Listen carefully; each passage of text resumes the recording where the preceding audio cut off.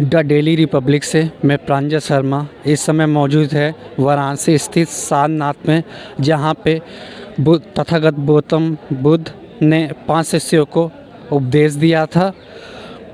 मैं पहले भैया आपका नाम पूछना चाहूँगा। मेरा नाम राजू भारद्वाज है। कुछ दिन से हम आ रहे हैं, देख रहे हैं सारनाथ में कि चप्पल जूता लोग रख के जा रहे हैं, उनको आप बोल रहे हैं कि जो इच्छा हो आप 10-20 रुपये दे दीजिए। क्या ये मांगना उचित है? ऐसा है कि ये महाबोधि सोसाइटी जो है, हम्म। जो अपना दान से चलाती है, तो उसके लिए हम लोग किसी का अगर सेवा कर रहे हैं तो बोलते हैं कि आपका जो इच्छा हो डाल दीजिए, नहीं इच्छा हो कोई बात नहीं। इस यहाँ सारनाथ में मेन मंदिर के पास में जो कि जो भी है अपने मन से देना है, किसी के दबाव में नहीं, किसी कोई जोर नहीं डाल सकता है। तो इसलिए इच्छा से बोला जाता है। हमारे प्रबंधक लोग भी कहते हैं कि आप जो दे खुशी से ले लो उसी से, और इच्छा अनुसार जितना इच्छा रहेगा आदमी उतना देगा, उसको भी अच्छा लगेगा, आप लोग को भी अच्छा लगेगा। इसलिए हम लोग कहते हैं कि जो इच्छा हो आप लोग दे सकते हैं। अभी कई दिन से देखा जा रहा है तथागत गौतम बुद्ध को भगवान भी बोला जा रहा है। तथागत बुद्ध ने तो साफ साफ कहा कि मैं ईश्वर नहीं, परमेश्वर नहीं, न मैं आत्मा नहीं, न परमात्मा नहीं। तो आप क्यों उनको ईश्वर बोल रहे हैं? देखिए, कोई ईश्वर बोलता नहीं है, अपना अपना श्रद्धा है कि कोई भगवान कहता है, कोई कहते हैं कि महात्मा पुरुष है, तो कोई बोलते हैं गौतम बुद्ध हैं, तो कोई बोलते हैं वो एक इंसान थे, ज्ञानी थे, उनको ज्ञान प्राप्त हुआ था इस धरती पे। तो इसलिए लोग अपनी अपनी भावनाओं की इच्छा अनुसार वो बोलते हैं कि हाँ कोई भगवान है, कोई बोलता है ईश्वर है, कोई बोलते हैं तथागत है। तो ये जो है कि एक मानवीय इंसान है जिन्होंने एक खोज की मान्यता की और बहुत ही कठिन तपस्या से इन्होंने प्राप्त किया और उसी को अपने अनुसार दर्शाया। उन्होंने तो ये भी बोला था कि मेरी पूजा मत करिए, आप सीधा मार्ग को चुनिए, कि जो मार्ग मध्यम मार्ग है उसको देखिए, पहले उसको समझिए, जानिए, तब उसके पास जाइए। यही भगवान बुद्ध ने बोला था कि जो चीज़ जान नहीं सकते उसको पहचानने में बहुत दिक्कत होगा। अगर किसी चीज़ का जानकारी चाहिए तो पहले उसको पढ़ो, जानो, और तब उसको पता चलेगा कि क्या चीज़ है, तब आपका मनोबल और आपका दिमाग जो है कि उसके अनुसार काम करेगा। मेरा तीसरा सवाल यही रहेगा, तथागत गौतम बुद्ध, ठीक है, उनका जो जितना भी ज्ञान है सब साइंस पे बेस है, सब साइंस पे ही है। हाँ। सिर्फ सब साइंस पर है। हाँ। उन्होंने चमत्कार भी नहीं बोला, चमत्कार भी नहीं दिखाया उन्होंने, सीधा उन्होंने सच दिखाया कि सच ये हकीकत ये है, तो हकीकत है। तो उनको भगवान बोल के उनका कद क्यों छोटा करते हैं?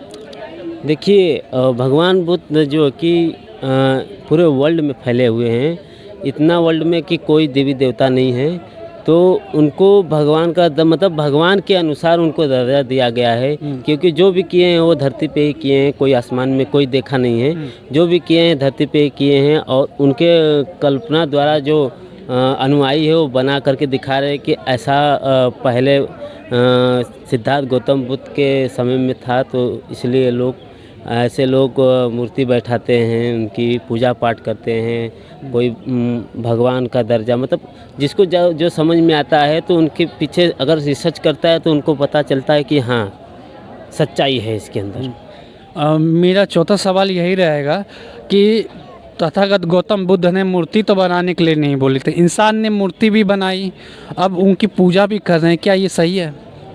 इंसान अपनी ज़रूरतों के हालातों से जो कि क्योंकि आजकल जो दिखता है वही आदमी समझता है, जो नहीं दिखता है उसको समझता ही नहीं है। तो जो चीज़ आदमी देखेगा वही ना आदमी खाएगा।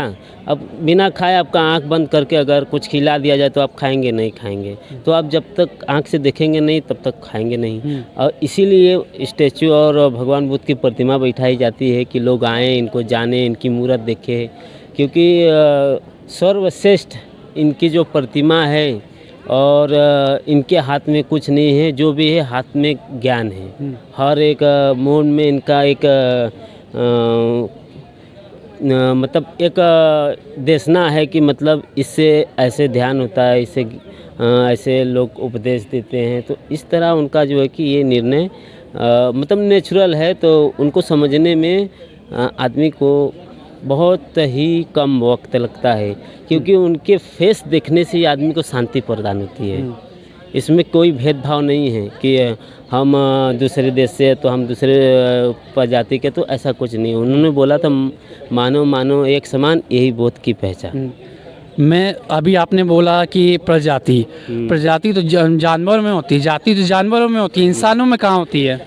नहीं नहीं, ऐसे भी कुछ लोग हैं, क्योंकि जन्म जाति जो कि बनाए हुए हैं, तो इसको मिटाने के लिए अगर जो हम लोग के अनुयायी हैं, जो पर्यटक स्थल लोग हैं, वो लोग आते हैं इसको समझने के, समझ के सारनाथ में जो भी आते हैं तो बोलते हैं कि सारनाथ में ही क्यों उपदेश दिए।